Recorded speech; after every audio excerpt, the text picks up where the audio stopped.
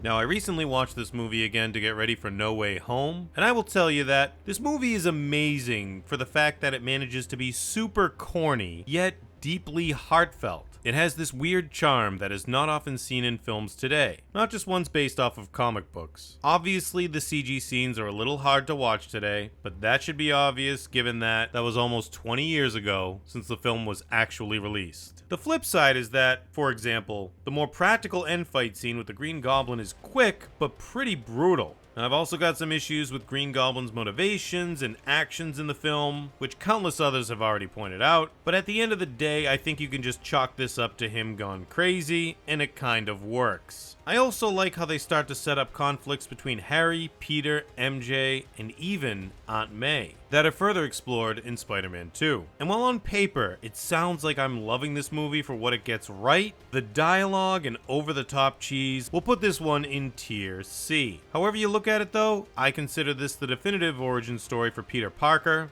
and this guy, the one and only. Spider-Man 2 is what some consider to be the gold standard, the greatest comic book movie of all time. I don't think I personally would ever go that far, but yeah, it's a great movie, and it still holds up to this day in many ways. The villain this time is a good man with good intentions that just wants to make the world a better place, Dr. Otto Octavius. He befriends Peter, and their mentor-mentee relationship is what makes Otto's turn to villainy, followed by his redemption arc, all the more tragic but impactful. I also like seeing Peter struggle trying to enjoy his life while also fulfilling his duty to be Spider-Man. This is a huge theme throughout most big Spider-Man comics, and I appreciate that it was in this film and done very well. Now, this struggle that Peter Parker is going through, this sets in motion rifts between himself, Harry, and MJ. And his honest do-gooder mentality forces him to reveal the truth to Aunt May about her husband's death, causing another major rift. It's a million little things at once that just weigh over him. It's over the top, but it all makes sense. Everyone's motivation in this movie makes sense. If you or I were Peter, we would probably react the same way. Then we have the fight scenes, which hold up for the most part. The swinging looks pretty good. Again, CG a little dated here, but not as bad as the first because we've got some better technology. Although, that's technically not true always. As we saw with Avengers, when Mark Ruffalo,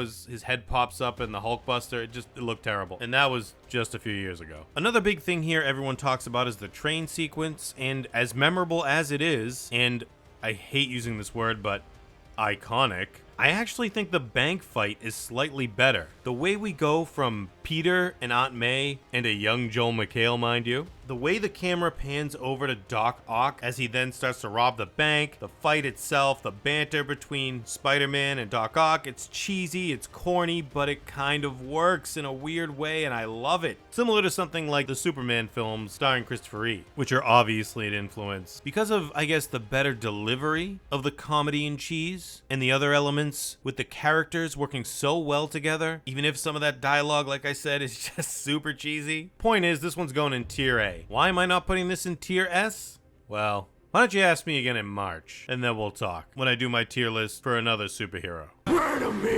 Spider-Man 3. Try watching this movie again, and I bet you'll like it a little more than the first time you saw it. While this movie has birthed one of the greatest memes of all time through Tobey Maguire, the movie itself is a mixed bag. Harry and Peter's conflict coming to a head was actually one of the highlights for me, along with Harry's redemption arc. Rarely do we see build-up like that where it makes sense and hit you right in the feels. You kind of get this with Star Wars episodes 1, 2, and 3, but there's a little bit of disconnect because it's not the same actors playing Anakin, whereas in Spider-Man 1, 2, and 3, it's the same actors you've seen for multiple movies, so it feels more natural, in my opinion, if that makes sense. And honestly, if this movie was just Harry, MJ, and Peter, this would not have been that bad. But unfortunately, one big bad wasn't enough, so we got Sandman and Venom. Now, Sandman's story is sad and tragic, and you actually feel bad for him. In the comics, I never really liked Sandman. I thought he was a very lame villain. But this movie makes him way cooler, and he ends up being a pretty cool character in my opinion. The one issue I have with his story is how they tried to retcon Uncle Ben's death to tie it into Sandman. I think that was just a little too much. You have all these moving parts and you gotta throw this in there, like it's too much. And then you got Gwen Stacy and Captain Stacy and then Venom and Harry, like it was way too much for one movie. Way too much. But you can do your research and come to the conclusion as to why that happened. on your own. Beyond that, what really knocks this movie down for me though is Venom. When Venom is actually just Venom and you can't see the human face, it's actually a little frightening, and it does look pretty cool, especially for the time. Now obviously there's going to be comparisons to Venom today, who looks much better in some ways, but for what it was, this is a pretty good Venom. And that piercing, shrieking sound that Venom makes will make the hair on the back of your neck stand up like you had spider sense. But then when you get Eddie Brock Jr., played by Topher Grace, it's actually quite awful. What they did to Topher in this movie was terrible. They gave him these like Party City teeth whenever he talks, and they made it so that he can't even fully talk. He sounds so ridiculous. He literally just sounds like someone with fake teeth in their mouth. And I don't blame him. It's just one of the minor things that bothers me. It's very bad. And I love Topher. I love that 70s show growing up. But yeah, they really did a number on him in this movie, and it brings the movie down. Every scene he's in just bothers me. I don't know, maybe I'm being nitpicky. And then Gwen was actually pretty good, and she played a significant part in causing a rift between MJ and Peter. That made sense. There was just too much going on, bad prosthetics, cheesy dialogue, and that brings it all down to a tier C. So it's the same tier as the first movie, but the jazz dancing nightmare, as awful as it is to watch, and certainly does make this the worst of the three movies, there are some parts that are entertaining, and the heartfelt moments, again, as cheesy as they are, they work with our main three characters, with Sandman, Aunt May, and surprisingly, my favorite landlord, Mr. D.